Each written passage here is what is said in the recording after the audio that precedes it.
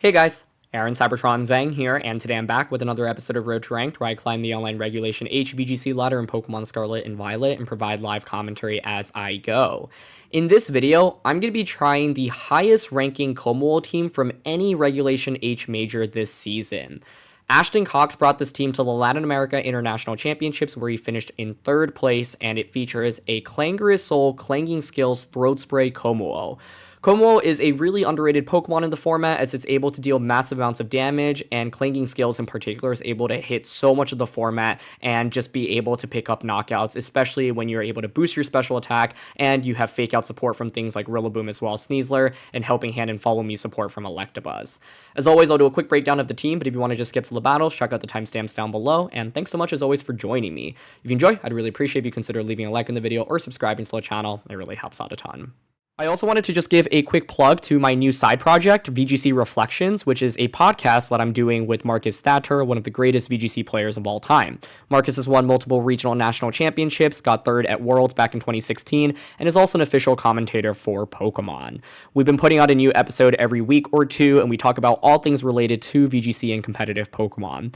The newest episode just came out, and it's probably my favorite one yet. We talk about different topics like failure, as well as burnout and envy, and just general things that I think we don't hear very many people discuss publicly in competitive Pokemon. And so I really hope that you check out some of these episodes. I'll link the channel down in the description below, but we are also on common podcasting platforms like Spotify as well as Apple, and I can't wait to continue to grow this with Marcus for all of you.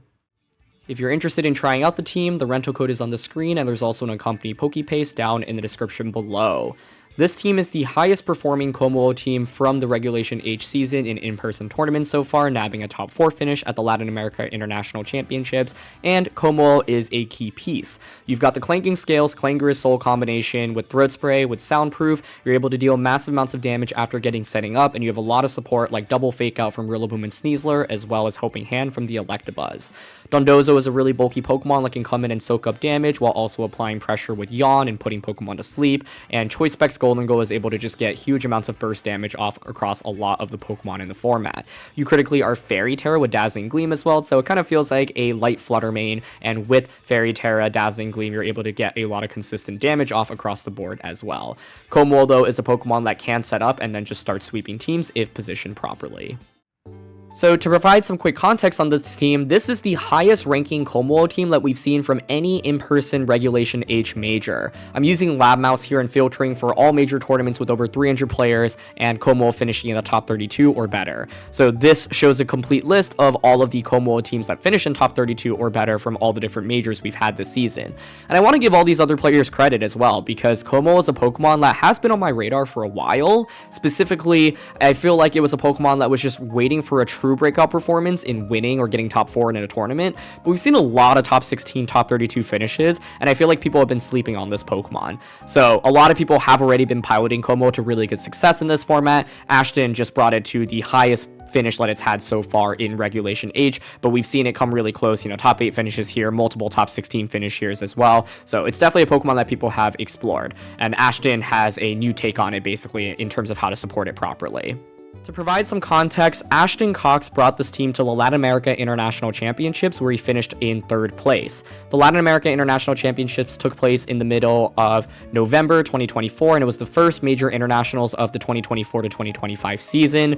There were 455 players competing in it, and Ashton ultimately finished in 3rd after winning this tournament twice in previous years. Ashton actually took a pretty long break from VGC across the last couple of months and came into this tournament energized, refreshed, and ultimately had a phenomenal run with this composition. He was one of the few players to bring Kommo-O into the entire tournament. As you can see here, there were only about 10 players that even decided to select this Pokemon for the tournament, 3 that made it to the 2nd stage of competition, and Ashton, of course, brought it to 3rd place in the end.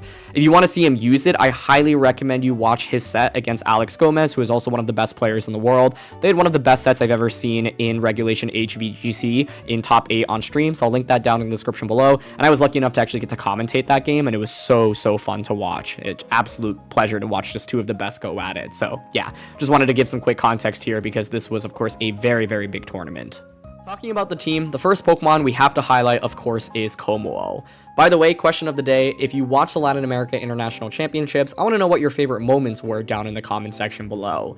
My answer is the match between Ashton and Alex Gomez. It was one of the highest quality matches I've seen in this format so far, and it really just felt so back and forth. There were a lot of adjustments, and we got to see Kommo-O being displayed at such a high level as well. So let me know your answers down in the comment section below. Kommo-O is a really underrated Pokemon in this format. It hasn't received as much love as Pokemon like Garchomp, Dragapult, or Chaladon, or Dragonite, but it's really powerful.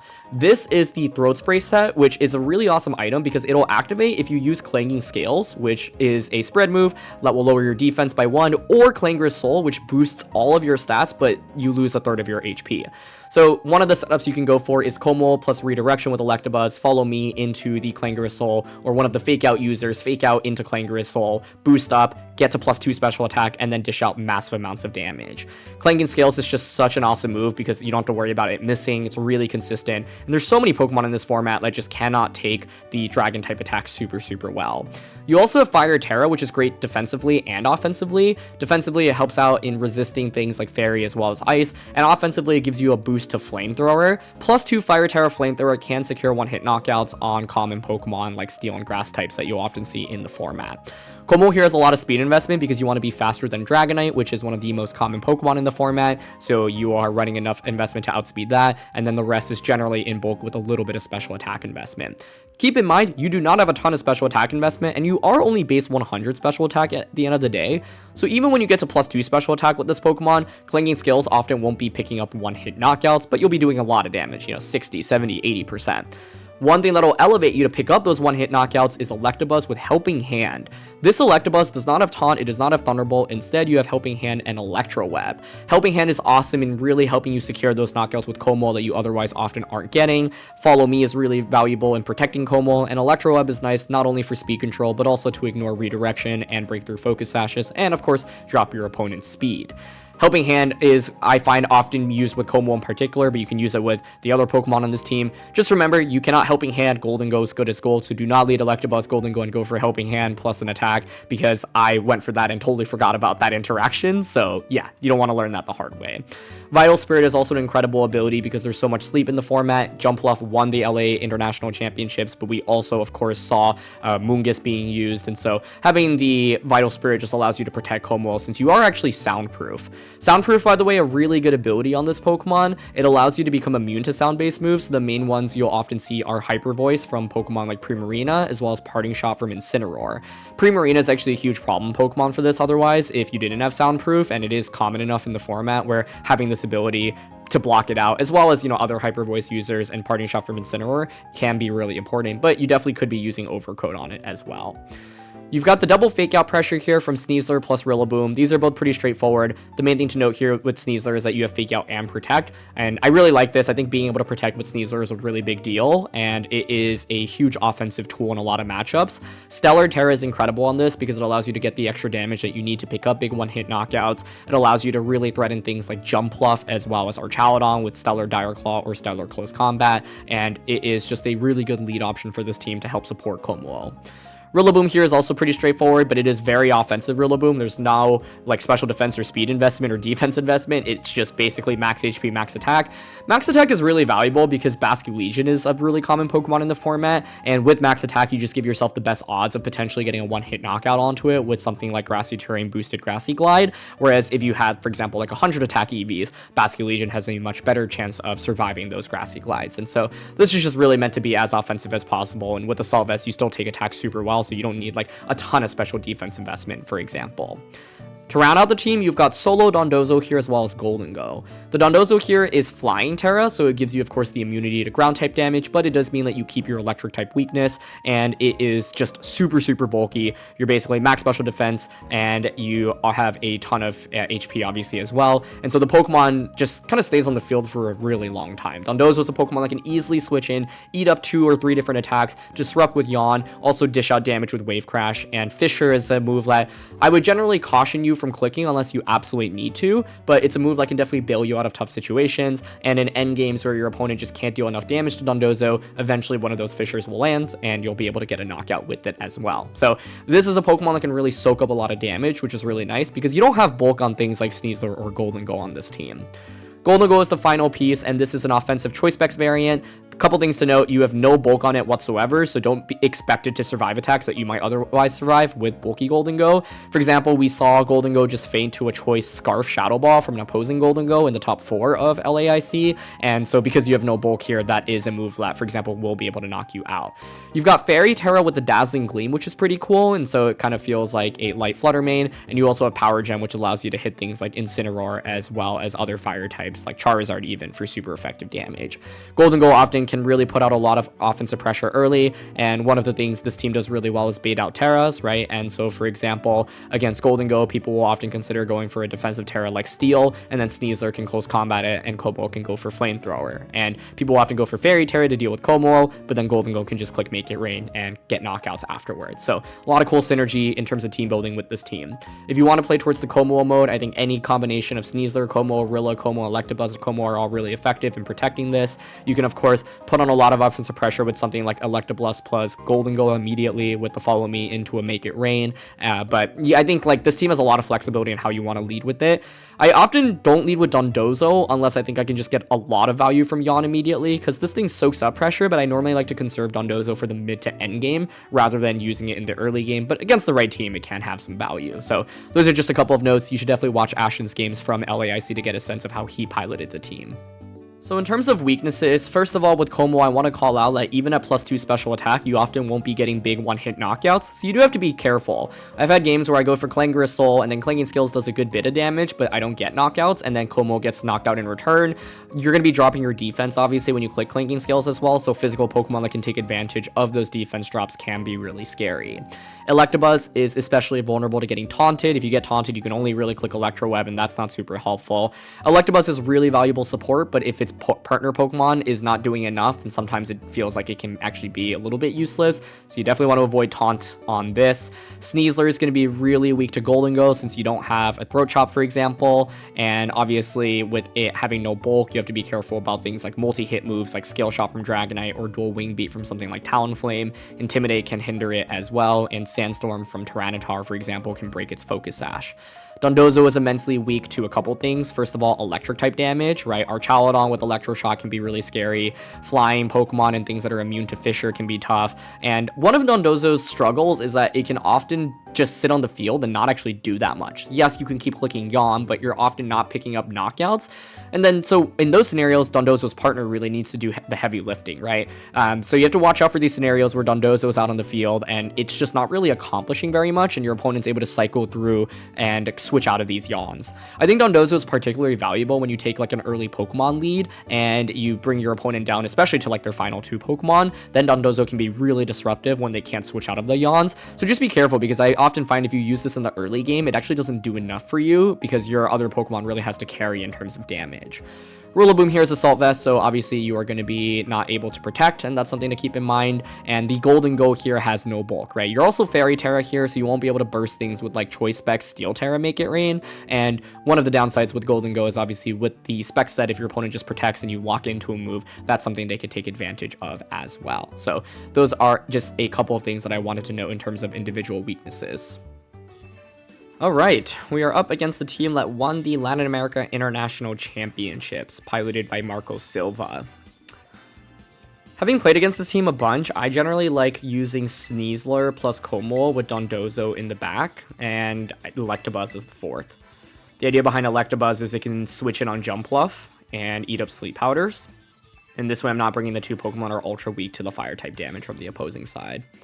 You actually could make an argument for both Rillaboom and Golden Go, though. Like, they do a lot of damage, but Golden Go's faster or slower than Charizard, which is a pretty big concern. The upside of Sneasler is pressuring with Fake Out onto Charizard. Charizard's Ghost Terra, so it'll often want to Ghost Terra to get around it, but we can go for Dire Claw, for example. And they're going to go with Jumpluff, Ursaluna. Okay. I don't mind that too much. I think here I'm down to just go for Stellar Dire Claw here, get rid of Jumpluff, and go for Clangorous Soul. The fear here is Ursaluna switches out into Torkoal, and then they Sleep Powder on turn 1. But even if they Sleep Powder, it connects, then what do you do on turn 2? You have Torkoal out on the field, and I have a boosted Kommo-O. The good thing here is once I get the defense boost through Clangorous Soul, I should survive an attack from Ursaluna. And they're going to stay in. Okay, so the ideal outcome here would be like Jumpluff doesn't Terra. Jumpluff Terra is actually a really good tool on the opposing team that I think Marco used really effectively when he won the international championships. So I'm expecting personally Ursaluna to protect her Terra here. Whoa, neither protect, neither Terra, neither switch. Okay. Well, Dire Claws just one-shots the Jumpluff, so I'll take that. And now they're obviously vulnerable to close combat, and Kommo-O gets boosted. So, not a bad turn for us. I pressure with close combat. Jumpluff is such an annoying Pokemon to deal with, so getting it out of the way is honestly really big for us. Okay, so we'll boost up. I assume they'll Earthquake here, but it could be Headlong Rush or Facade into Kommo-O. Ooh, into Sneasler, even better. We've got Focus Sash here, so I just survived the turn. Cool. Well, this is huge, because what do you bring out now? It could be Porygon, Charizard, Torkoal, Incin. I think Kommo-O right now is incredibly well positioned. If it's Porygon, I could just close combat Clanging Scales into your Porygon. If it's Charizard, you probably feel forced to Ghost Terra. Actually, you don't really need to. It's going to be Torkoal, though. Okay, works for me. Well, with Torkoal, I have Flamethrower. This might Terra. Got Electabuzz and Dondozo in the back as well. This doesn't really threaten me very much. It could be a Charizard switch in or a Ghost Terra here. I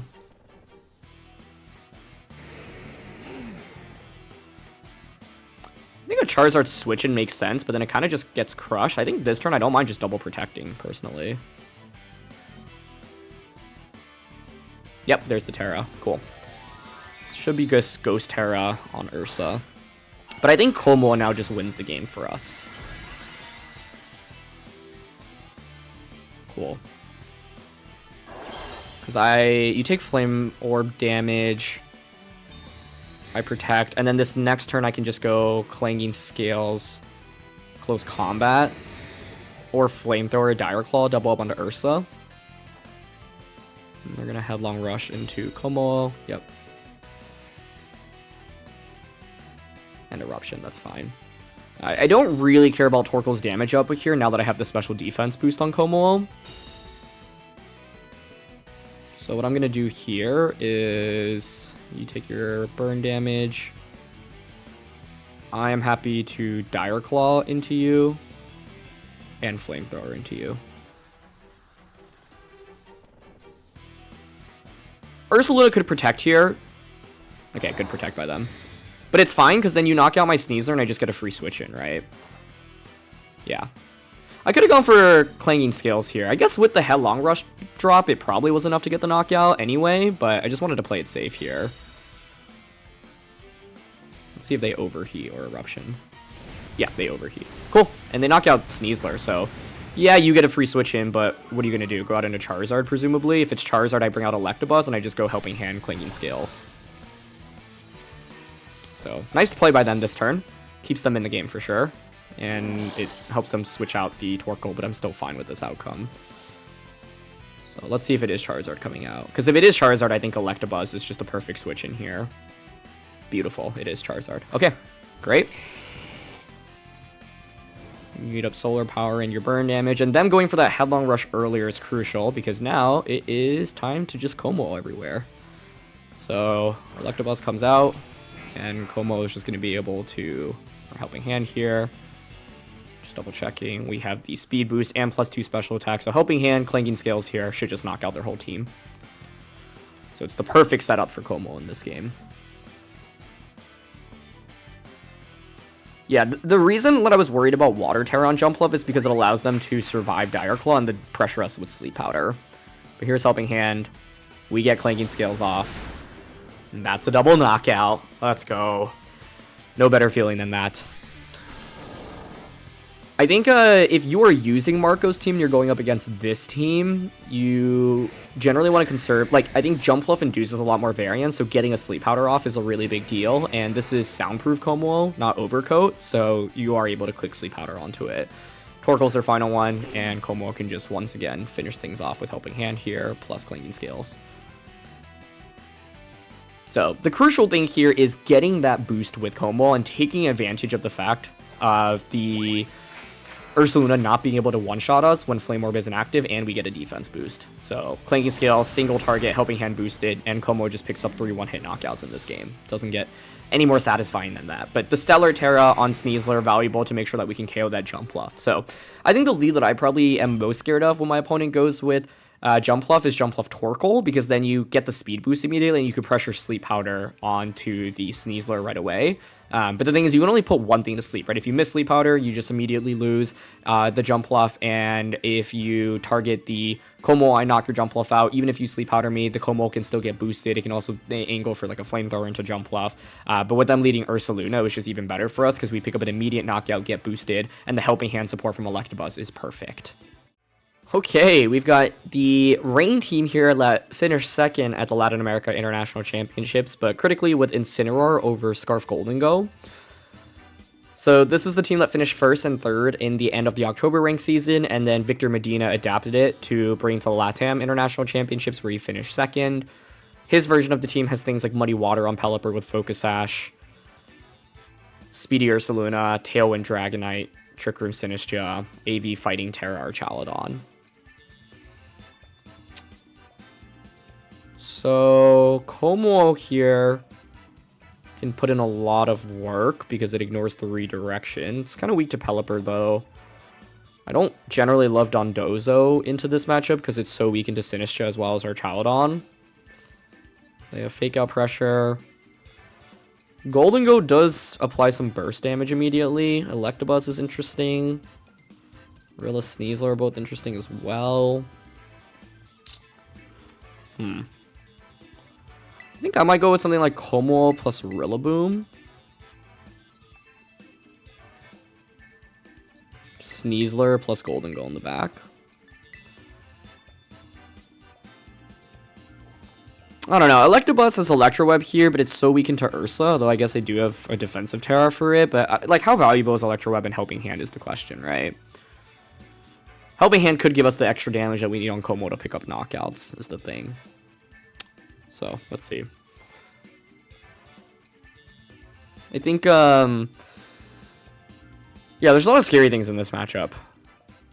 And the main thing that we want to be wary of is, a lot of different things to be wary of, Fairy Terra Dragonite being one of them. Victor and Ashton actually played in top 4 of LAIC. And yeah, Fairy Terra Dragonite here is actually a pretty huge problem. But I think turn 1 here is interesting, because I do have Fake Out into Dragonite. Ursa might protect. Like, I think Clangorous Soul, Fake Out into Dragonite's relatively safe here. I'm down to go for it.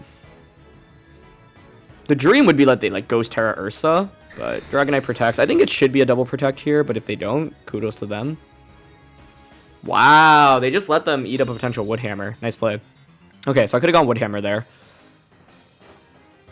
It's a play that makes sense for my opponent's end, because you're thinking Dragonite's applying so much pressure here that it should be the Pokemon that needs to attack there, or that I need a Fake Out there.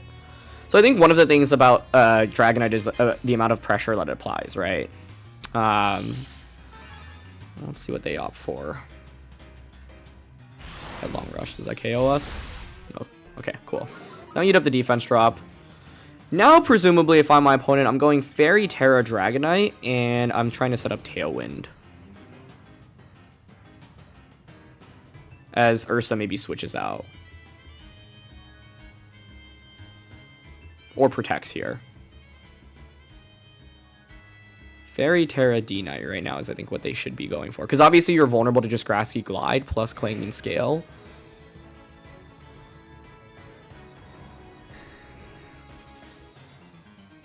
I'm thinking about Fire Terra Flamethrower Grassy Glide to break multi-scale, and then Flamethrower. I don't even know if +2 Flamethrower KOs Dragonite.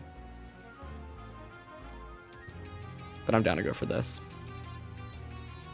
Nice turn 1 by them, though. I could have just gone Woodhammer, Clanging Scales, and gotten a huge lead. Okay, so we're going to Terra here. This is a really hard prediction this turn, but I think it's just the obvious play. They lose 2 so hard that they kind of have to Fairy Terra Dragonite. Yep. I mean, it could be Ursaluna Terraring, I suppose, but let's see.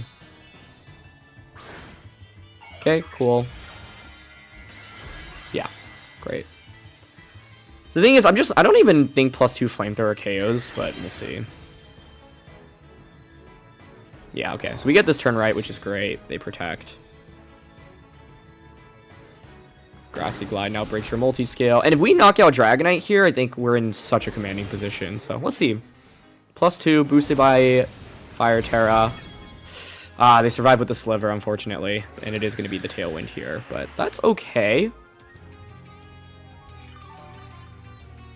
You heal back. We heal back. Okay. One of the questions is, how fast is their Ursaluna? We should be faster, I think. This version actually doesn't have extreme speed either, which is a pretty big deal.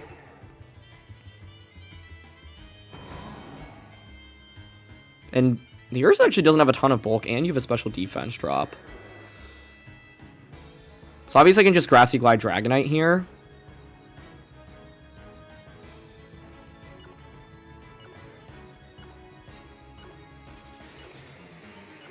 Okay, I'm gonna Clanging Scales, Grassy Glide. Nice, Dragonite doesn't protect, so now it's a single target Clanging Scales.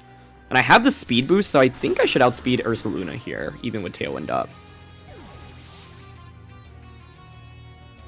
Beautiful. Single target, special defense drop on there, and means a double knockout for us this turn. Great.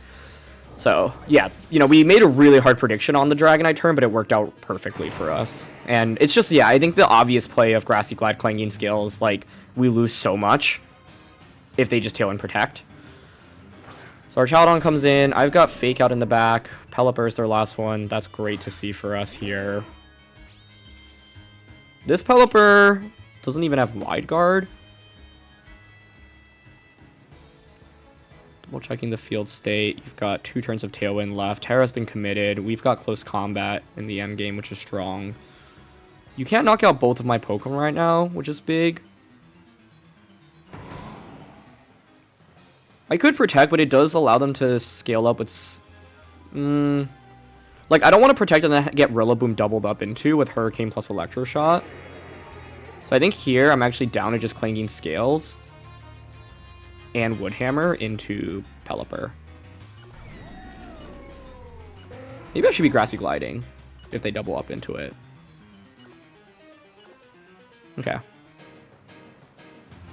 We get Grassy Glide off. Yeah, that does over half anyway. There's Electroshot. Like, my bet is that they double up onto Lorilla here, and if they do, we just win the game here. But even if they don't, it's still fine. Okay, they do just end up targeting Kommo-O. But we end up surviving the turn, wow. And they Hurricane, nice. Kommo-O's so clutch here, beautiful. And you can see, like, Rillaboom took a lot of damage there, right? So I thought, like, Protect was so obvious, but now they just give me Clanging Scales, and Kommo-O's just going to destroy this entire game. Now I get a single target Clanging Scales into our Chaldon. Probably just KOs. Since it's the last turn of Tailwind, we just Protect here. But, yeah, this game felt really good since I got that read onto Dragonite that turn.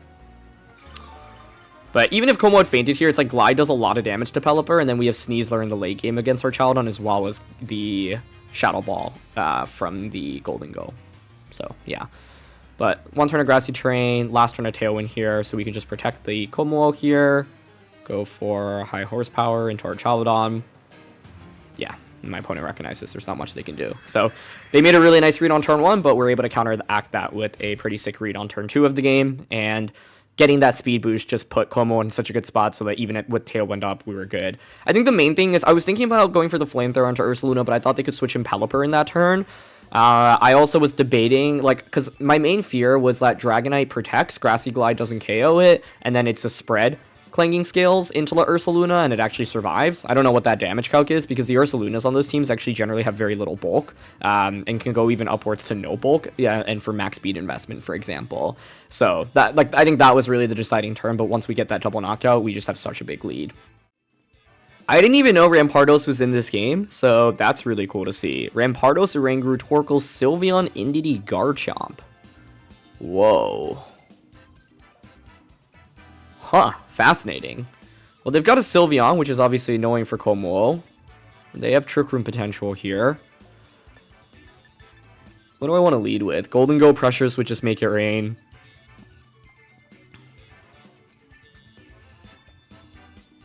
It could just be Kommo Golden Go here, honestly.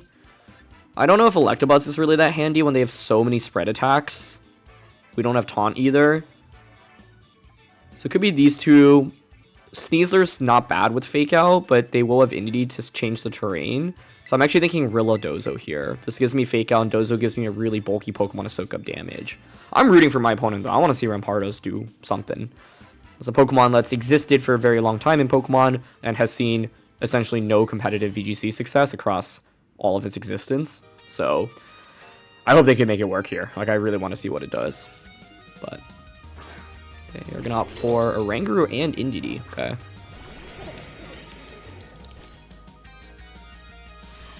So this is interesting because what do you even go for if you're my opponent? We don't have Steel Terra, so I could just make it rain. I wonder if Indeedee just goes for like Psychic on turn 1. I'm actually thinking about going for, even though I pressure would make it rain right now, I don't want to just give my opponent a free switch in. So I'm actually thinking about this. Fire Terra, Clangorous Soul, and then switch into Rillaboom. The logic behind this is my opponent has gone for a really passive lead, right? Oranguru plus Indeedee, it's just not really doing very much damage. And the goal for them is to 100% set up Trick Room here on turn 1. So I can say, you know what? You can set up your Trick Room, but you're not going to get a free switch into your Trick Room sweepers. Kommo is going to boost up its stats immediately.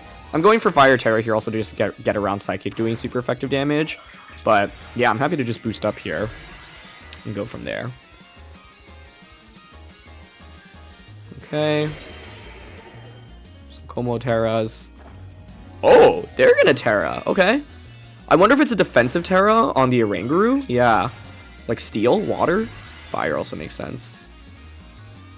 So you can see their goal here is to just absolutely get Trick Room up, so they don't want to just eat up a Make It Rain, which makes sense. Okay, and they just go for Follow Me. That's fine.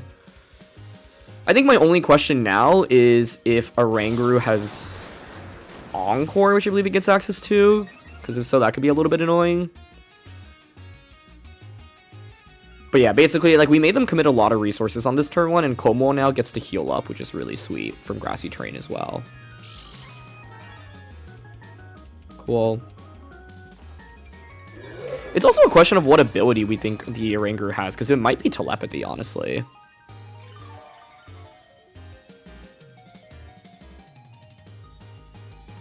With self-targeting. This next turn, what do I want to do? Fire Terra is also good for us to take advantage of. Clanging Scales. I do have high horsepower here. I would guess it's Inner Focus. If you're Inner Focus and you have Encore, so be it. I think I don't mind going for Clanging Scales here, which covers for switch out options. Fake Out. Okay, Indeedee does pivot out. Nice. Could be Sylveon, though. What's that? Yep, it is. Alright, Fake Out onto Oranguru. Nice, they're not Inner Focus. My suspicion was correct. Sweet. So Kommo gets the Clanging Scales off. Beautiful. Lots of good damage there. Defense falls, but that's fine. Citrus Berry consumed on the Oranguru. Cool. Obviously, one of the main things to worry about right now for my opponent is to just, like, go for Hyper Voice and then Instruct into it. Can switch in Golden Go. I mean, here, honestly, I think I could just Protect and Woodhammer into Sylveon. We go for Protect. Yep, just Hyper Voice comes out. Maybe I could have just attacked with Kommo here as well, honestly, because like I don't even think I'm threatening too much by damage, but yeah, they're not doing that much there either. Throat Spray does activate now, so they'll get a stronger Hyper Voice this next turn. Yeah, and there's Instruct as well, but it's fine. I'll still be able to survive it. My question is whether or not Sylveon survives Wood Hammer in grassy terrain. My guess is yes, because you should just be like max HP, max special attack, but let's see.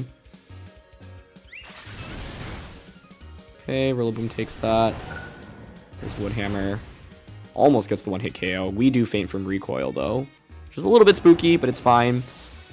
I can now bring out the... Who do I want to bring out, actually? I could bring out Dondozo. I could bring out Golden Go through Throat Spray.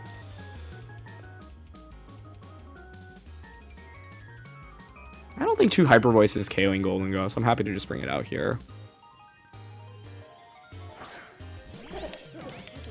Yeah, it's like double resistance to Hyper Voice right now, right? 2 turns of Trick Room left. I'm happy to just Clanging Scales, make it rain. Okay.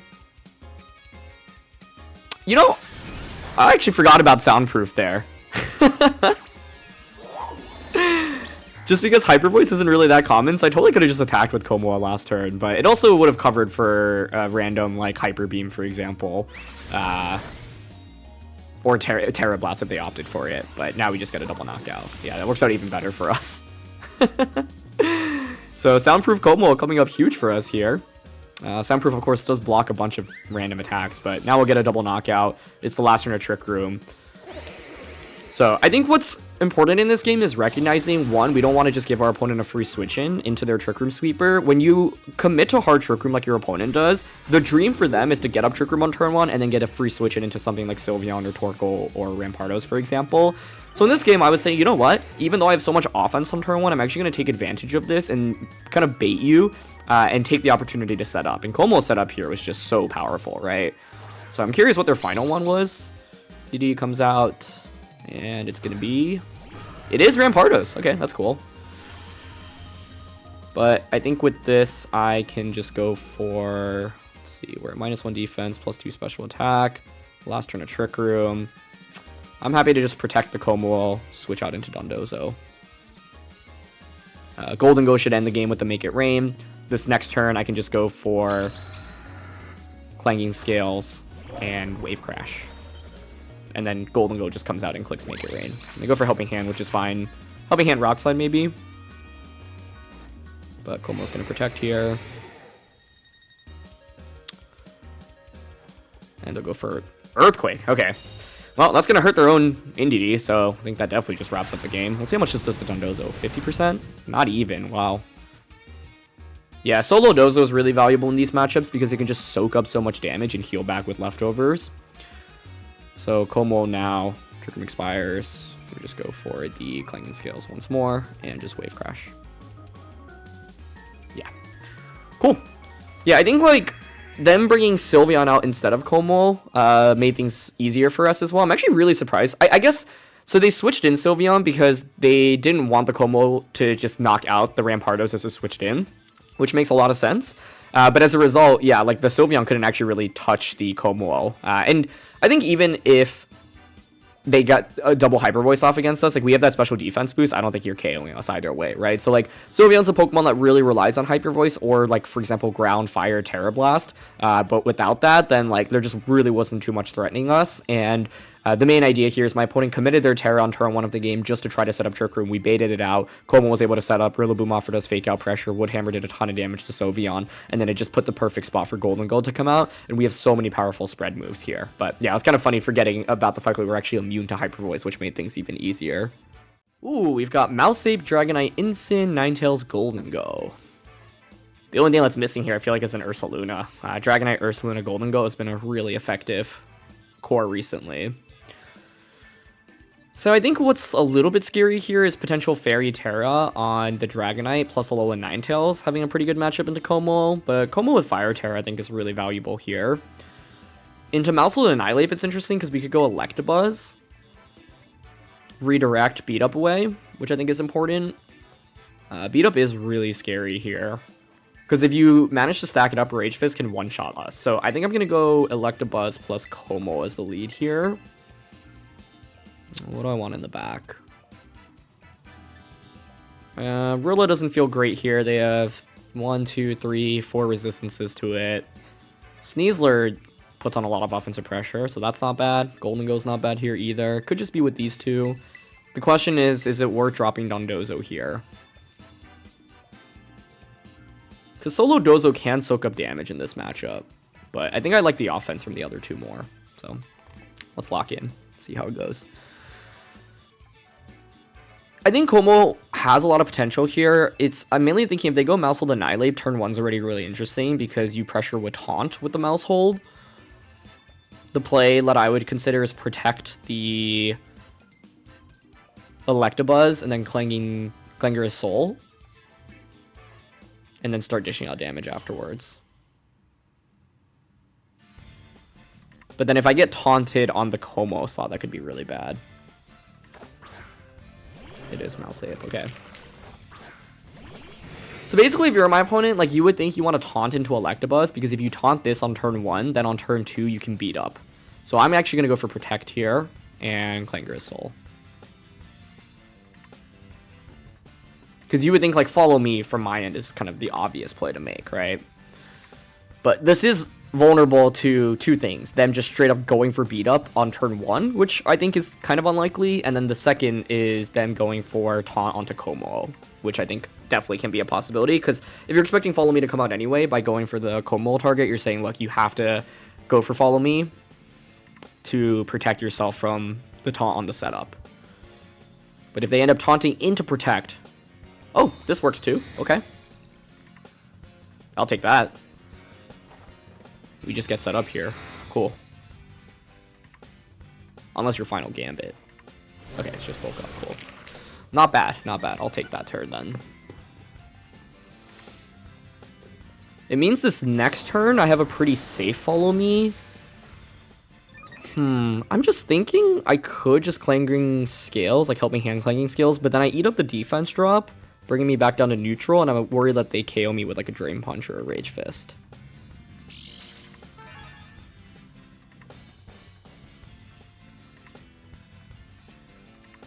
I really don't want beat up though.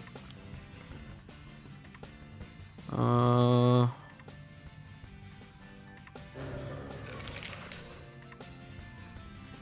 Follow Me is pretty obvious here. Like I said, I do have Helping Hand.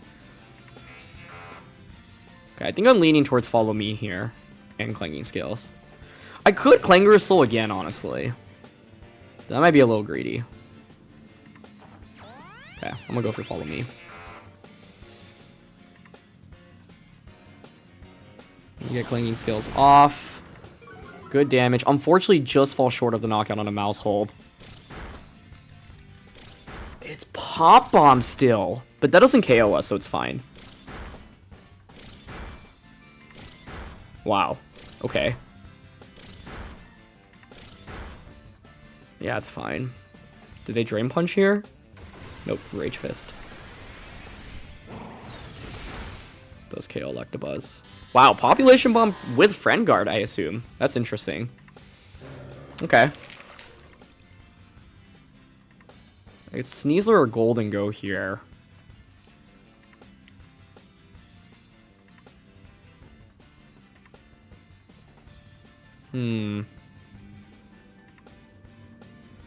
If I bring out Sneasler, you could go Follow Me, but Clanging Scales plus Dire Claw.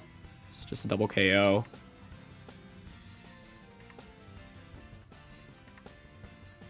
I think I'm down for Sneasler. If I go Golden Go, I obviously am threatened by just a Rage Fist into the slot, so I'd rather have two faster Pokemon.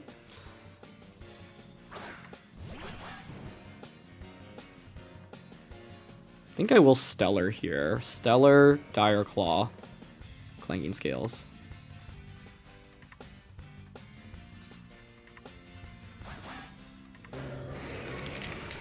The other question I have is what item is on Annihilate. It's no leftovers, so Citrus and Goggles are normally the two you would expect to see.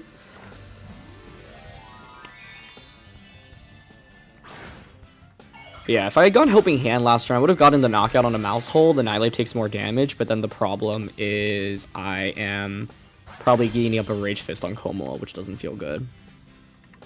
Yeah, Mouse Hole protects, that's not shocking.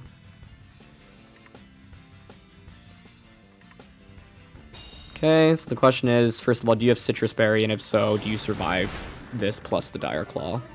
And do you avoid a status condition? Oh, no citrus. Okay, so I didn't need the Stellar then, but I don't mind going for it. It survives? But it's paralyzed. It has 1 HP. Do they attack through paralysis? I can't believe it lived with Stellar. Wow. Okay. How bulky is it to live that? Oh my goodness. I was like, oh, I'm good. I like went for it because I was assuming citrus, but it lives on like 1 HP. Wow. That's really unfortunate, because I think if we get that knockout, we're just in such commanding shape with the close combat Stellar from Sneasler. I'm going to go Dire Claw into you now. I mean, what do I even lock into? I don't think I think it has to be Shadow Ball here because I need to beat their Golden Go. That sucks. That we were that close. Yeah, I mean, the fact it was Population Bomb Mouse Hole as well. That's cool. I wonder how bulky the Annihilate was to survive Stellar there. Obviously, you have Friend Guard and you resist, but still. Wow. Thought we would definitely get that knockout. Really clutch bulk on their end. How else could I play the same game differently then? It's tricky because even with the +2 boost, we're not even doing 50% to the Annihilate. And Golden Go comes out. Dragonite's their last one. It's still definitely not lost.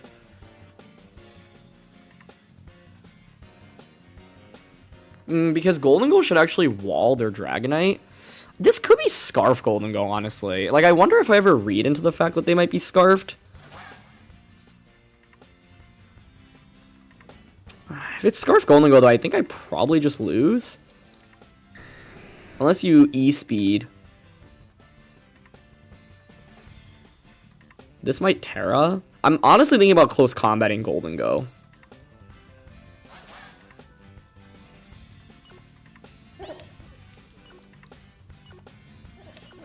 Okay, I'm going to close combat and Shadow Ball it.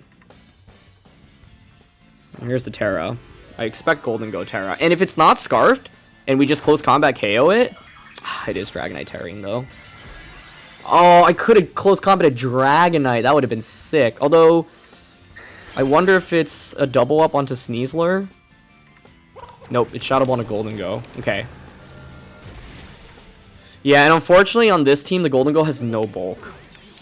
So Scarf Shadow, it was indeed Choice Scarf, like I said, and Scarf Shadow Ball just KOs us. Yeah, literally no bulk on Golden Go here. So I was hoping they would go like Extreme Speed, Make It Rain maybe. We knocked them out, but that's absolutely the right play for them to make. But yeah, the Annihilate Pangeon on 1 HP was what was so bad, right? Because I would have had a Kommo-O with Flamethrower into Golden Go as well as Clinging Scales into Dragonite. So really clutch survival from there in this one, and it basically allows them to win.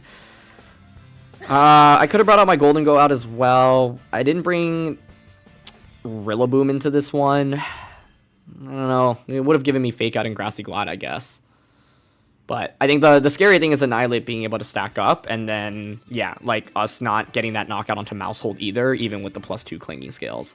So some really clutch survivals for them in this one, and I think it's a very different game if we do get that knockout onto the Annihilate, because then you have to bring out Dragonite or the Golden Go, but I still have the Kommo-O boosted, and I have Sneasler with the Stellar Close Combat available to me as well. So, yeah, but it's not like we're guaranteed to win if we knock out Annihilate. We just would have been in decent shape.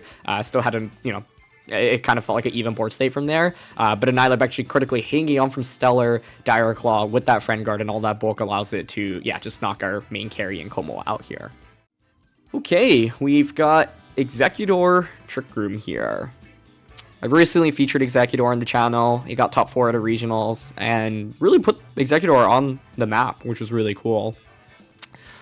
So I have to worry about expanding Force from it as well as Sleep Powder. No Hisuian Zoroark at least. No Ursaluna here, which is interesting.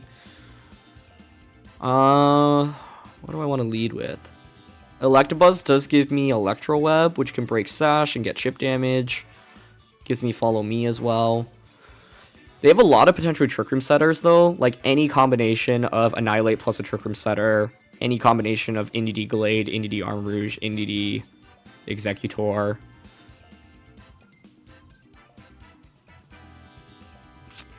Golden Go. I think I want to bring Immunity to Final Gambit. I don't know about Kommo in this one. I mean, they don't have any Dragon Resistances, which makes it kind of interesting.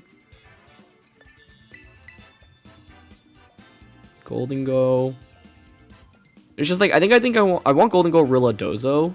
Sneasler doesn't come out here, I think. Could be Electabuzz, mainly for immunity to Sleep Powder, but I don't know if I need it since I have Rilladozo anyway. So you know what? I'm down for Golden Go plus Kommo-O, Rilladozo in the back.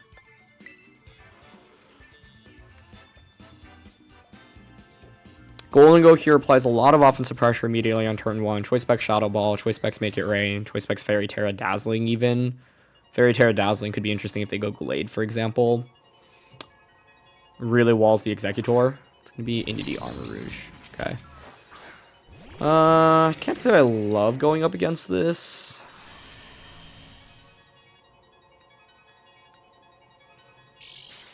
Psychic Seed on the Indy.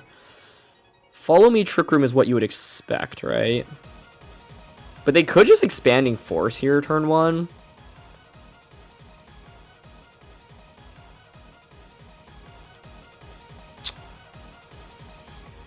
The play I want to make is to switch in Rillaboom here. They do have Power Gem, so I could Specs Power Gem. Follow Me with Indy and Trick Room with Arm Rouge is really safe right now. So I'm thinking about bringing out Rillaboom. Yeah, okay, I'm going to do this. Bring out Rillaboom. Terra. Clangorous.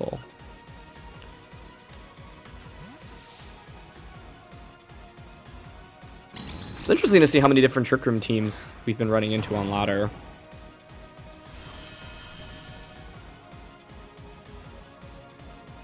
This is generally pretty foolproof, and if they go Follow Me Trick Room, then we get set up and Grassy Terrain active, so I have Fake Out plus Clanging Scales next turn, which is really powerful.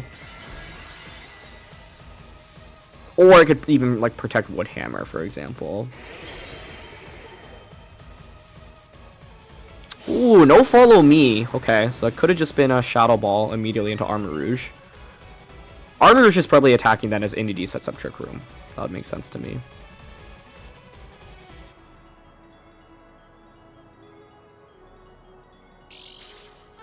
Okay, so we get to +2. They go for Heat Wave.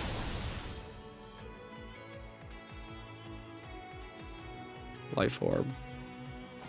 Trick Room. Nice play.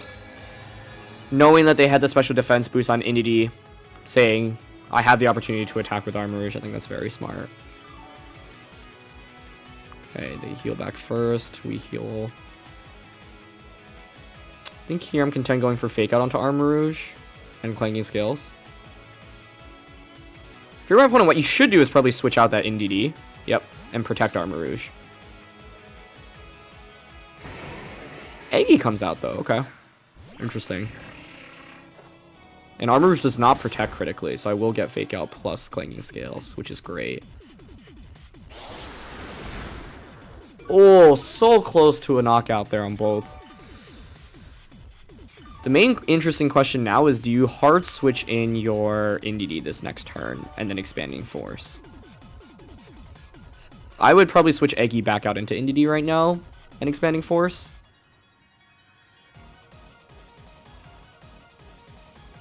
So you bring in Dozo to soak up some damage.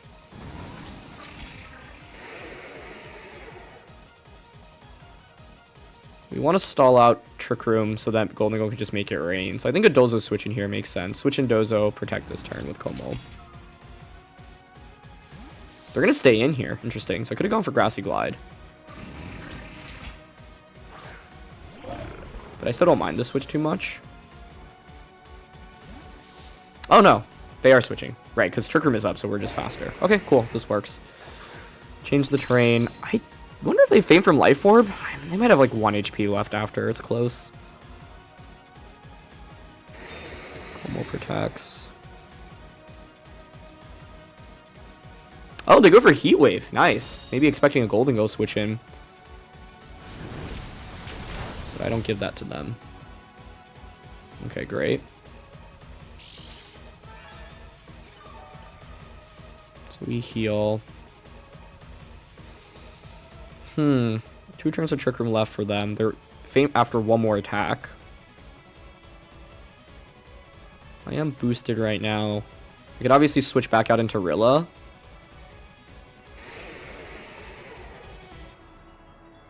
I think I don't mind switching into Rilla and Clanging Scales right now. I thought about just clicking Wave Crash though, because like if Entity doesn't go for Follow Me, then Wave Crash just knocks out Armor Rouge before it moves. But I don't want them to just go for Follow Me and then lose Kommo-O.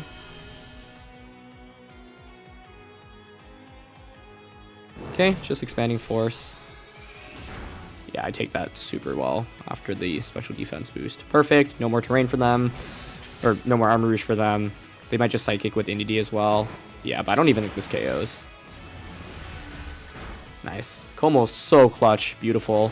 Clanging Scale single target now. Does 70% to Indie. So we're in really great shape because I have Fake Out pressure this next turn as well. Trick Room's about to expire. Golden Go is still waiting. And we've knocked out Armor Rouge, so Make It Rain now is looking really good into Indie plus Executor. And their last one is Torkoal, which is totally fine by me. I think the main thing here is you would expect them to maybe swap out the Indie into Executor. I have terrain here, so I get a guaranteed Grassy Glide off.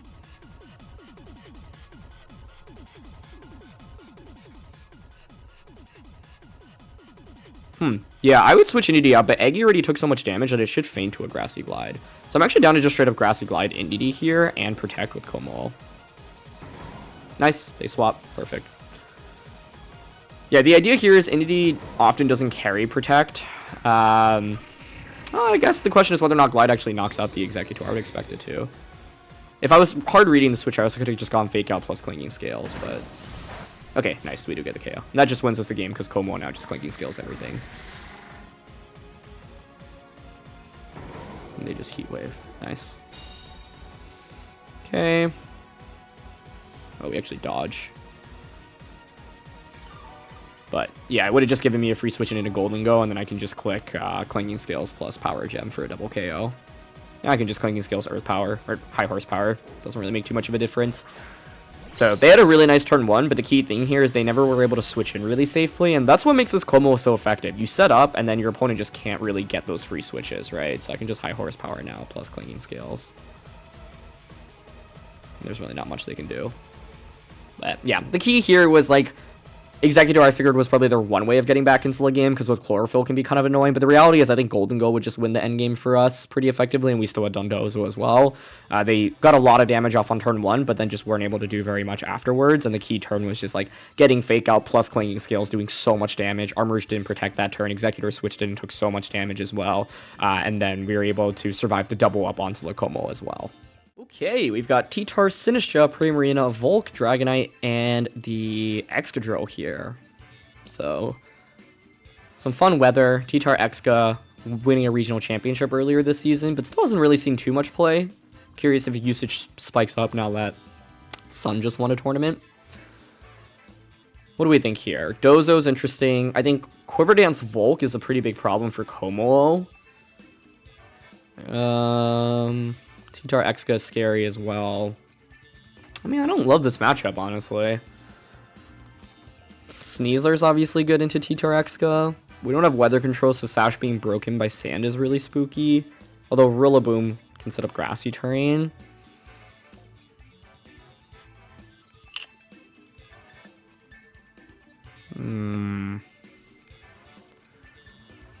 I think Electabuzz is an easy drop, but then it's 4 of the remaining 5. And the question is, who do we want? I'm not sure Kommo-O's the right pick in this game because they have a Fairy and a Steel type. And Clanging Scales into T-Tar doesn't even do that much. So it's probably the remaining 4. I think this is a game where we drop Kommo-O. Okay, I'm thinking Sneasler, Dondozo, Rilla, Golden Go. Yeah, basically, like, the Tough thing about Kommo here is we have to face a bunch of different things. Potential Fairy Terra on Dragonite and Volcarona. Those are two of the most common Pokemon that use Fairy Terra in the format, right? So that's a big problem. We also have to deal with Excadrill, which I can Flamethrower, but they normally carry Focus Sash. We have Tyranitar in the sand, so Clanging Scale doesn't do very much damage, and we have Primarina, right? So it's just like a lot of things that Kommo doesn't want to go up against. If I had Aura Sphere, I'd probably bring it, but we don't. So it's going to be T-Tier plus the Exca here, which makes sense. Probably just a Protect here on turn 1. Actually, don't mind switching in Rilla here. I'm going for Yawn onto T-Tar.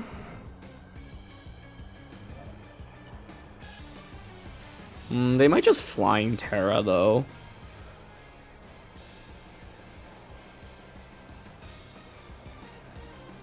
Flying Terra, you could Earthquake here. Terra Blast. This is tough.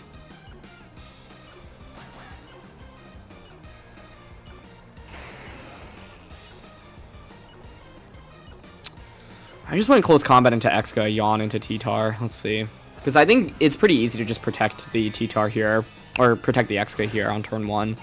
I think Terra from Tyranitar is really obvious, but there's not much I can do to prevent it. Okay.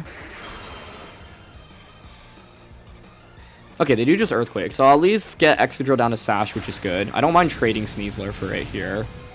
I'm hoping they end up Terra Blasting into Sneasler as well, because I was thinking about switching in Rilla there, but I didn't want Rilla to just eat up Terra Blast.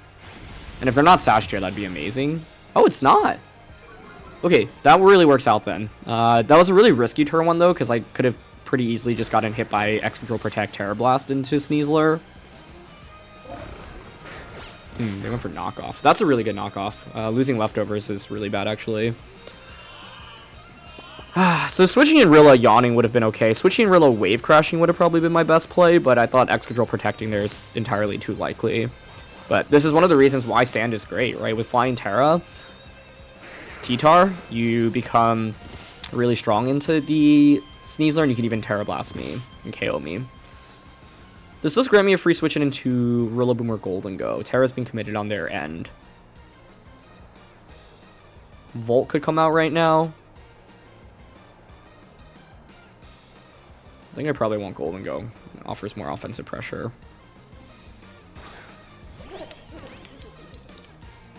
And what's coming out?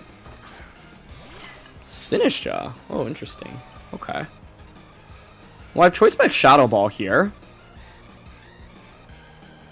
They may just be content staying in with T-Tar. I think I want to go Terra, Spec Shadow Ball into you to KO you ideally. And then Yawn to put whatever's coming in to sleep. They might stay in with T-Tar, but they're going to switch. Okay, great.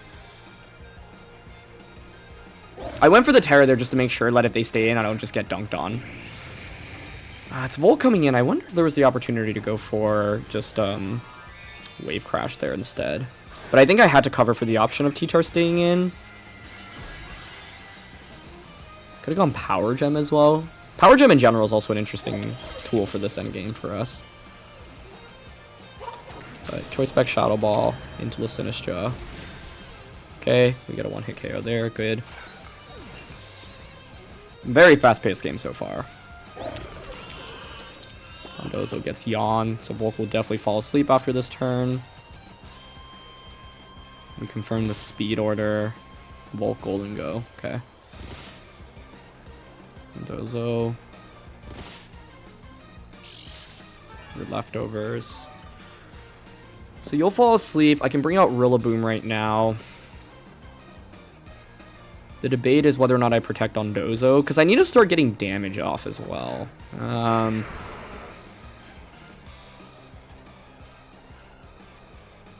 I've got the Shadow Ball here.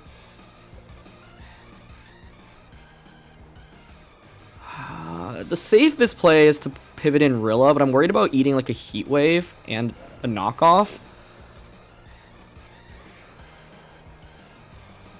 And I'm worried they Quiver Dance as well, but I think I will go for the Rilla switch and protect Ozo.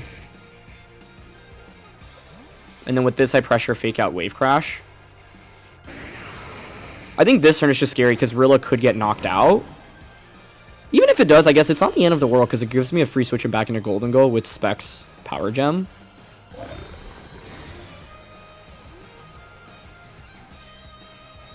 Yeah, nice Quiver Dance. Good play. That makes this really interesting, I think.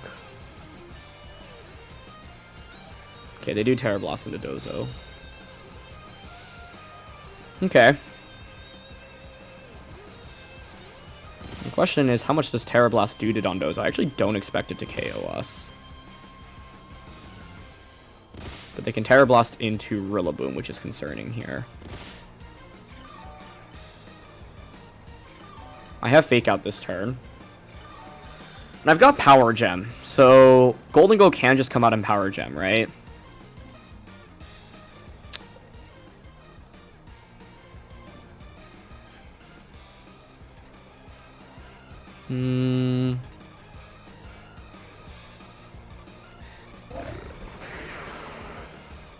Like here, I lean towards High Horsepower and Wave Crash to just try to KO the Volcarona.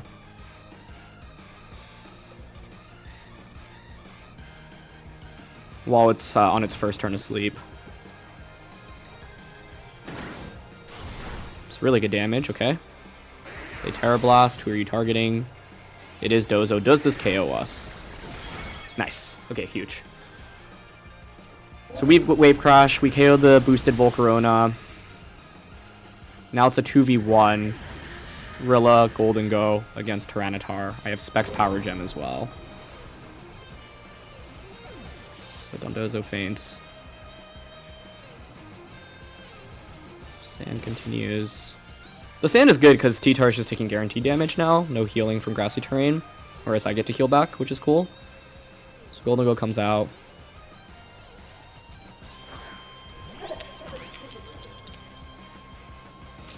We can just go for Woodhammer here. Just checking how many turns of terrain are left. 1 turn of sand, 3 turns of terrain. Yeah. So definitely Woodhammer here. And with Golden Go,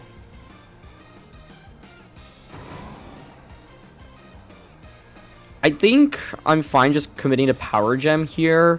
It's super effective. Make it rain. I don't want to keep decreasing my special attack. And I don't think Golden Go faints to one-shot here. Although the question is whether or not 2 Make It Rains is just more effective. Or if, like, I actually faint to a Terra Blast here, it would be better to actually get the burst and Make It Rain. Since I'm going for Woodhammer anyway, I actually think I prefer Make It Rain here. In case they, like, crit me or KO me. Like, I just want to maximize the amount of damage I get off this turn. Oh, okay, yeah, that does so much. Cool. And then Woodhammer just finishes off T-Tar. Nice. Yeah, this is a good example of when not to bring Kommo-O. They didn't bring Primarine in the end. I guess they had Volk as well, but I think, like, I played a practice game where I just got demolished against Quiver Dance Volcarona because they were able to set up in front of me. And the problem is, it's like once they get a Quiver Dance or 2 up, we don't have that much damage. Dozo would be the best answer, right? But it's also scary not knowing what kind of Volcarona set they have. So, yeah. What was really big in this game was that they weren't Sash Excadrill and they didn't Protect on turn 1 and we just got a knockout. That trade was really positive for us because I think if we close combat into Protect and I get Terra Blasted on Sneasler on turn 1, I'm immediately down 4-3 and in a much tougher position. I was thinking about going for Fake Out onto T-Tar and Yawn, thinking that Excadrill would probably want to Protect on turn 1, but yeah, I think this is not a great matchup, so I had to make some gutsy calls, and turn 1 worked out really well for us, and then we were able to just continue the momentum there. Yawn pressure was really good here because it forced Volcarona to stay asleep, and then we were able to knock it out, not risking a chance of it waking up, and then just went from there. Okay, we've got Porygon 2, Dragonite, Amoonguss, Incin, Ursaluna, and Metagross. Metagross is really cool here. There's no coaching, which is interesting. We've seen Sneasler being paired with Metagross. Kommo-O's not bad here, but we shouldn't expect it to get one-hit knockouts really onto anything. Golden Go has a lot of offensive pressure here. Assault Vest is likely on at least one of, not one of, but I would expect it on Metagross or Ursaluna. Assault Vest, Metagross, Leftovers, or Life Orb, Ursaluna would make sense to me. Solo Dozo looks pretty good in this one. Kommo has to worry about Fairy Terra on Dragonite. If I lead Golden Go, I put on a lot of pressure immediately. I don't love Electabuzz, but I think Amoonguss alone makes me want to bring it. I'm trying to figure out who to drop. I think I probably don't bring Rilla in this one, although it's not bad, honestly. Leaning towards Sneasler, Kommo-O, Dozo. Rilla also does give us grassy terrain, which allows Kommo to heal itself up, which is kind of nice.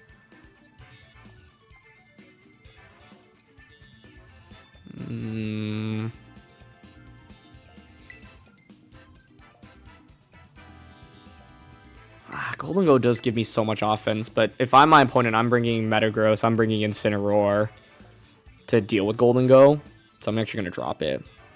So, let's see. This is kind of scary. I think it's... Kommo, like, can boost up, but even when it's boosted, it's not just going to, like, pick up one-hit knockouts left and right, like I said. I don't know. Like, I felt like if I didn't bring Electabuzz, I was so Amoonguss weak, so Electabuzz at least gives me a free switch in, and then, like, Helping Hand and Follow Me is never bad. Metagross, Dragonite, okay. I don't think this is super bad. Wow, this is where if Sneasler had coaching would be so nice. Like a coaching into boosting.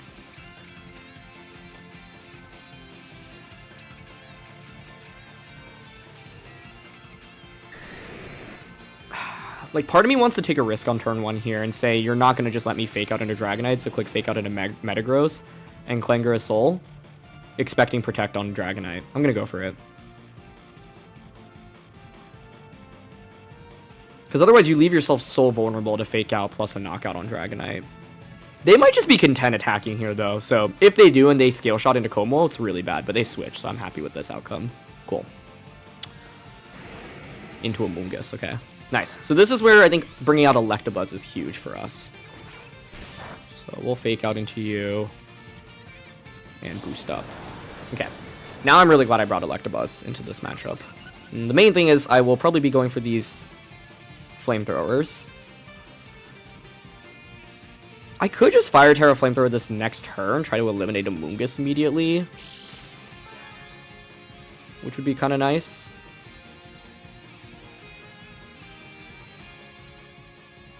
So Sneasler can definitely go into Electabuzz right now. The question is, do I want to protect Kommo-O? Because I think Fire Terra Flamethrower works here. But I'm worried that Amoonguss Terra is defensively expecting it. So I'll probably lean towards the safe play of protecting this turn with Kommo-O. This is where I guess if I had Rillaboom, it wouldn't have been a terrible bring, because I would have been able to bring it, become immune to Spore, set up grassy terrain for Kommo-O to start healing up each turn. So this turn also baits out a Protect from either Pokemon. But it is just Psychic Fangs. Okay, so I could have just gone Fire Terra Flamethrower, but this is fine. Yep, Spore, Vital Spirit, very nice. Cool, I think Amoonguss probably should feel pressure to switch out right now. I have Helping Hand, I have Electro Web. Electro Web, Fire Terra Flamethrower is what I'm leaning towards. It would be another prediction, because it's like, are you really going to Spore right now? But I think this is pretty safe. They do stay in with the Amoonguss. Okay, so let's see if it's a Rage Powder here. Because they might say, you know what, I'm so far behind in this game, I'm just going to click Spore anyway. Which would be a really gutsy call. It may have been safer for me to just go for Follow Me here. I was predicting a Protector switch. Okay, Amoonguss doesn't Rage Powder either, so we do get Flamethrower off, but what is Amoonguss going for? It does one-shot Metagross, nice. That was a crit. I probably should have just gone for Follow Me here. I think this turn I was trying to get a little too fancy with the predictions. Electro Web. Okay. Nice, they do just Sludge Bomb, though. Okay. It was just one of those things where it's like, I mean, it's so risky to click Spore, right? Because you just, like, get... You should really never get value out of it, but I think for me, I don't love the risk versus reward that turn. I was mainly trying to fish for a Dragonite switching, because breaking multi-skill would be huge. But Dragonite hits the field now. I have Scale Shot. I mean, this Fairy Terra this makes sense, and then Scale Shot this, or Haze. But if you Fairy Terra, it's obviously good for Kommo-O.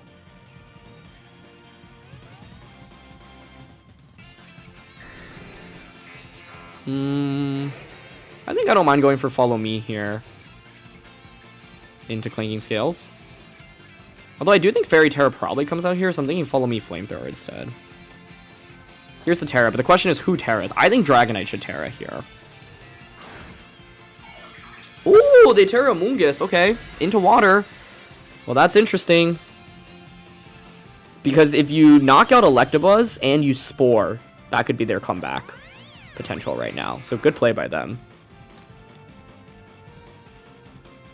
Oh, but they go for E-Speed.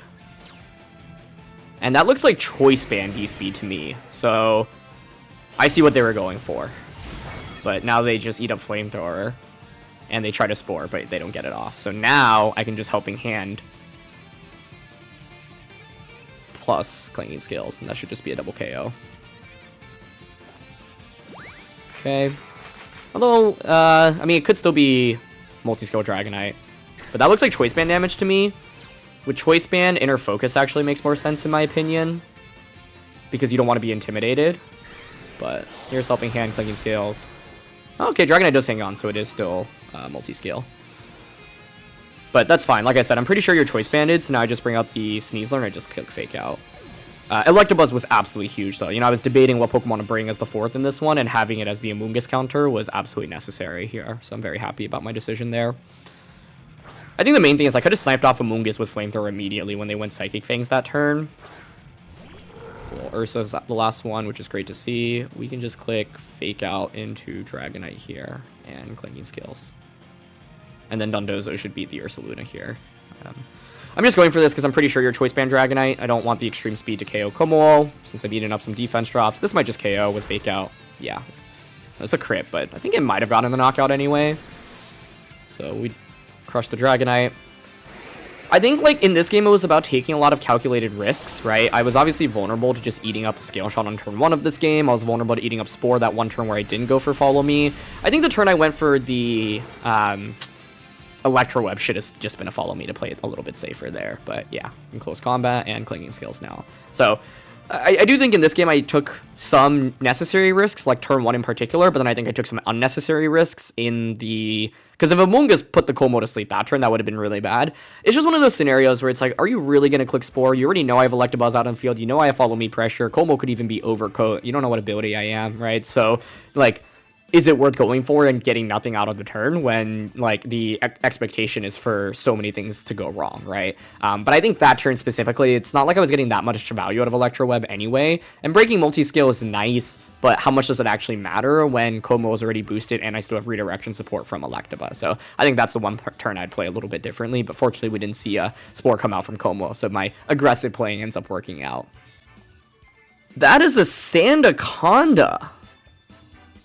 Annihilate, Hatterene, Indeedee, Torkoal, Armarouge. Okay, Sandaconda's really intriguing to me. Well, hard Trick Room, or Trick Room in general, has just been all over the ladder, huh? That's fascinating. I've seen so many different variants of it. Well, I'm really intrigued by Sandaconda.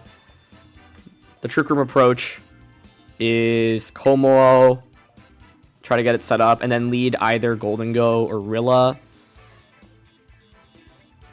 Indeedee Armarouge is one of the leads to respect here. We could lead Dozo, actually, because it pressures with Yawn, which is interesting. But I think I'm down for Golden Go, Rilla, Dozo here. I think Sneasler in this game does not do very much. If they didn't have Indeedee, I'd probably bring it for Fake Out, but Indeedee makes it much tougher.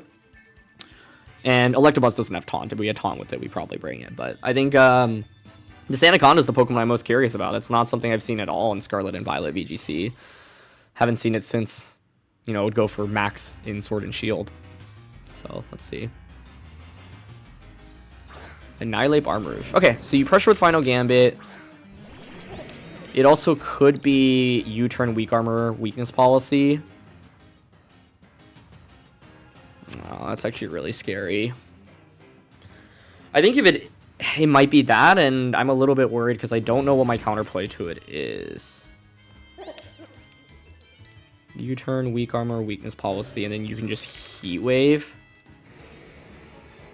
I might actually hard switch Golden God into Dondozo here. I don't know if I'm like indexing too hard on it, but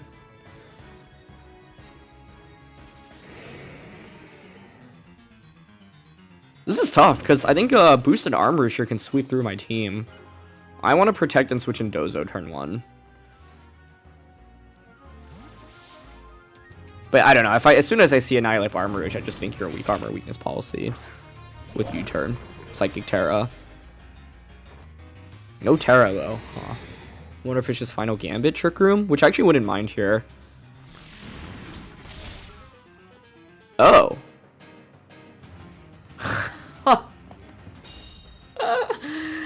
It's funny because we actually saw specifically Choice Scarf Annihilate at the LATAM International Championships with weak armor and weakness policy. So it indeed is that set.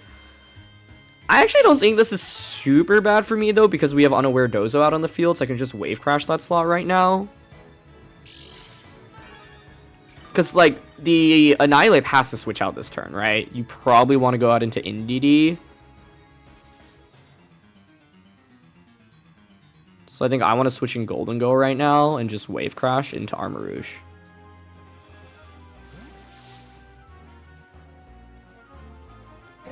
Yeah, they do bring out Indy. That could have been Rillaboom here, but I don't know. I expect Dozo to survive the turn. Like, I ignore your special attack boosts, right? So it's actually not a huge problem. Okay. Turn 1 could have gone a lot worse, honestly, so I'm actually pretty happy about this outcome. Oh, but if it's Grass Terra, they survive the turn. I should have yawned, maybe. I was thinking Psychic Terra for sure. Okay, it is Psychic Terra. That's fine, then. Although, yeah, if I switched, Rillaboom would have switched out after Annihilate, so I actually think Rillaboom was the right switch in. Because this might still just KO Golden Go. Yeah, Rilla would have been a lot better there for us, I think. Still fine. It lives? Oh, wow. That's bad. I thought I would definitely get the knockout that turn. And I also wasn't sure if like Golden Go would feint to that, but given that it did, too many multipliers. It is very bad news for me. Because now I can bring out Rilla, but they were just going to endure with the Armor Rouge. And then switch NDD out into Annihilate. Oh, it has like 1 HP. Wow. But I didn't play that game perfectly. Like, last turn should have been Rilla switching in, since it was very clear they were going to go all in with Armor. I just can't believe we didn't get that knockout. Because Golden Go was really good into the rest of my opponent's team, into NDD plus Annihilate specifically, so it was bad to give up that knockout. Yeah, so what's my guess here? They switch NDD out into Annihilate, and then endure with Armor Rouge, and then switch back in. So I can yawn Armor Rouge. Woodhammer this, yawn you. But even if I do that, where do I go from there? Protect Dozo, I guess. Switch out Rilla. It also could just be Protect Armor Rouge here. You could be Protect and Endure. Yeah, it is Endure. Anyway, really nicely done. Like, because obviously there's the Trick Room component of my opponent's team, but instead they commit to kind of the fast mode, right? Woodhammer also does not get the KO there.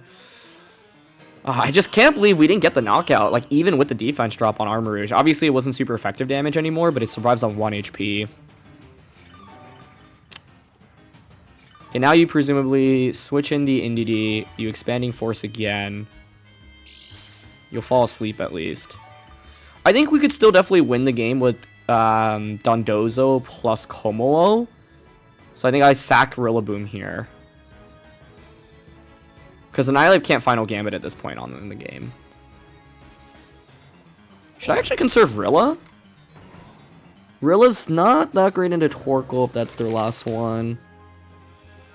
Kommo's really weak to Hatterene, though, is my concern.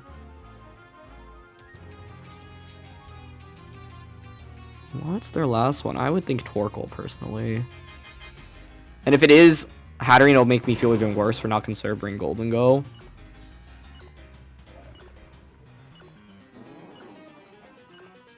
Okay, I will glide here and protect. Yeah, so now the idea is you switch in NDD, but then Armor Rouge falls asleep, you knock out Rilla, I get Kommo out for free, and then Kommo can Clanging Scales.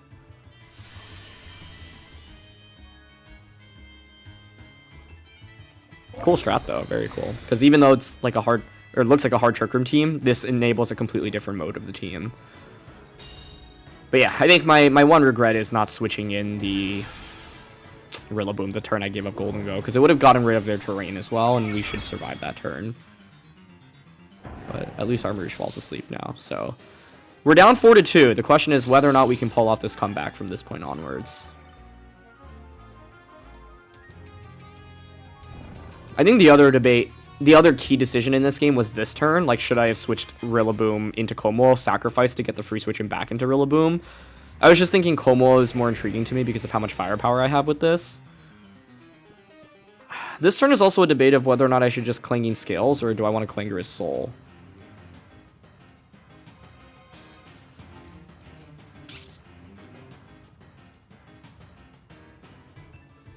If I don't attack Armarouge here, I risk a one-turn wake-up and just losing off the spot. But I feel behind in this game to the point where I think I might need to go for this kind of play anyway.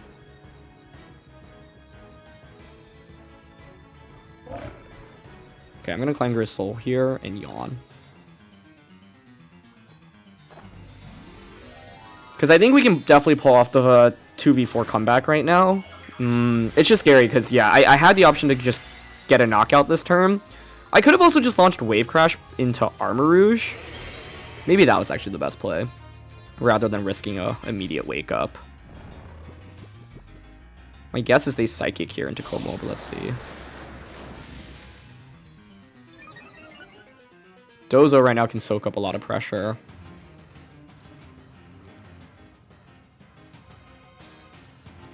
They might just Psychic Dondozo, though, which also could be scary. Are they Trick Rooming? I think that might be what's happening right now. Oh, interesting. Hold on. I think that actually really works in our favor, because you now feel obligated to switch. Your Armarouge... If you're Trick Rooming, they're going all in on their final Pokemon, which I would guess is Hatterene.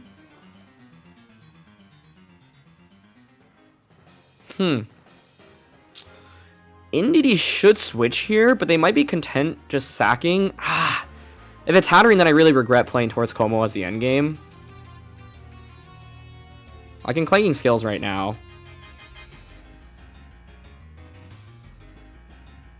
There is a part of me that's thinking about Fisher. If it's Torkoal, Wave Crash plus this works. Let's see if it's Hatterene. Ooh, they follow me, so they're just going to give up both Mons here. Okay.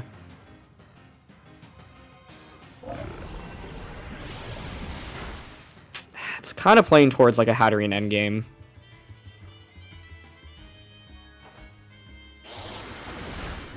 Ooh, Indeedee doesn't faint there. Wait, that actually might work in our favor because it does fall asleep. I don't know if it makes too much of a difference, I guess. What an intense game, though. Let me heal back from leftovers. If it's Torkoal, I think we win. If it's Sandaconda, I actually think we win too. But if it's Hatterene, I think I lose. It is Hat. So giving up Golden Go early game was really bad then. 3 turns of Trick Room, 2 turns of Terrain.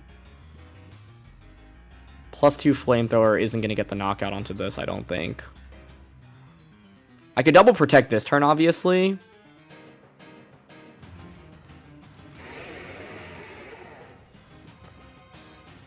Yeah. It's the immunity to Dragon that's the main problem, so... I didn't know what their final one was be. Hat does make a lot of sense, but this means they were super Golden Go weak if I just knocked out Armarouge. So, a lot of different decisions we could have made in this game. It also meant that Rillaboom plus... Oh, they go for Psyshock. Interesting. The question is whether or not that KOs us. And that was an opportunity for me to just Wave Crash with Dondozo as well.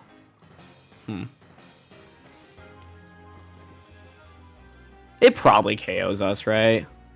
Yeah. Because I don't have the defense boost anymore, but I have Fisher. I think it's just Fisher time here. Yeah, and he stays asleep. Okay. Maybe going for a double protect was the play. Psyshock comes out. does KO, yeah. If we survive that, I actually think we also win the game, because then I stall out your Trick Room. I then probably would have considered wave crashing instead. But if we hit Fissure, we could win here too. No Life Orb, yeah. Ah, good try. Good try, Dondozo. This was a really close game. A really cool one as well, because, you know, we played against Trick Room teams, but they enabled the, you know, the fast mode of their team, which caused a lot of issue early. It was... so much of it, though, was Armor surviving on, like, 1 or 2 HP in the beginning of that game.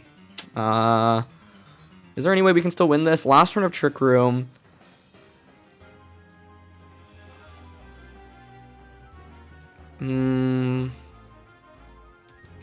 They'll guarantee Wake Up with Indy, which is the problem, I think.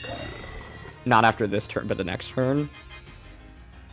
Expanding Force still does reasonable damage, and they could follow me here. So I guess I'll Protect.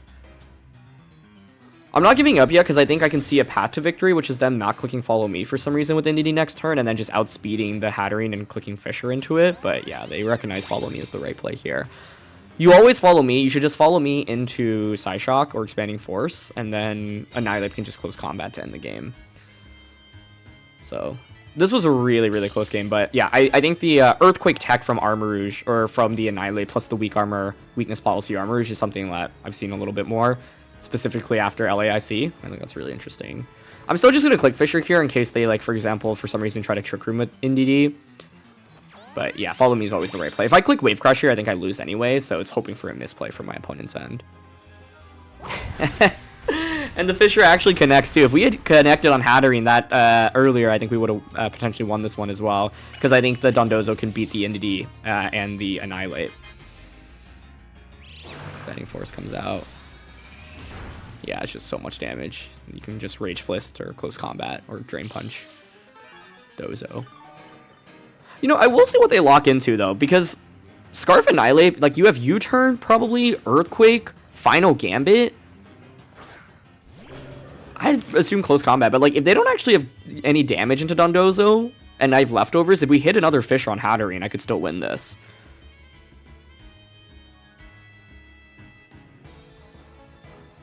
Dozo's really good into these comps. What a game either way. Okay, they have Close Combat. Yeah, then I think we're cooked. But maybe I can tank a Close Combat, honestly. I would need to tank it, though, and then heal back enough where I can tank another one, so it's not looking that great, but you never know. 48 down to 64. I do expect to survive a CC here. I expect it to do, like, I don't know, 50-ish damage, but let's see. Never mind, it just KOs us. Kind of anticlimactic then. Really fun game, though. Yeah, like, I think this is a very awesome evolution of a Trick Room team, and yeah, so much of it hinged off Armarouge surviving in that early game because it just got so much more damage than I was expecting it to. Like, I didn't mind trading Golden Goal if it meant knocking out the Armarouge. Also, it turns out conserving Golden Goal would have been huge, because then I would have been able to just end the game with Make It Rain across the board, right? They had Close Combat, probably U-Turn, Final Gambit, on the Annihilate and Earthquake. So I think even though, like, that turn, yes, we didn't get the knockout, but I think switching in Rillaboom and then getting the KO probably would have just won me the game on the spot there. And then not only did we not get that knockout, but I also gave up one of the best tools I had into the Hatterene in the end game. And Kommo, unfortunately, just ended up, like, I was willing to go for it because I thought there was a decent chance it was Torkoal or Sanacon in the back, and it wasn't guaranteed it'd be Hatterene, but Hatterene obviously does make a lot of sense. But them committing to end up working out really well. So super fun game there. I think there was a lot of different decision-making things that could have happened. I don't think Electabuzz changes much for us in that matchup, nor do I think Sneasler offers much. So I think we brought the right Pokemon, but the execution could have been better. Anyway, that's going to be it for this one. So thank you so much, as always, for joining me. Thank you to Ashton for building and sharing this team. Congratulations to him for getting top 4 at LAIC, and another incredible performance after winning 2 LAICs previously. And thanks to you all, as always, for watching. So I'll catch you all soon. All right, peace.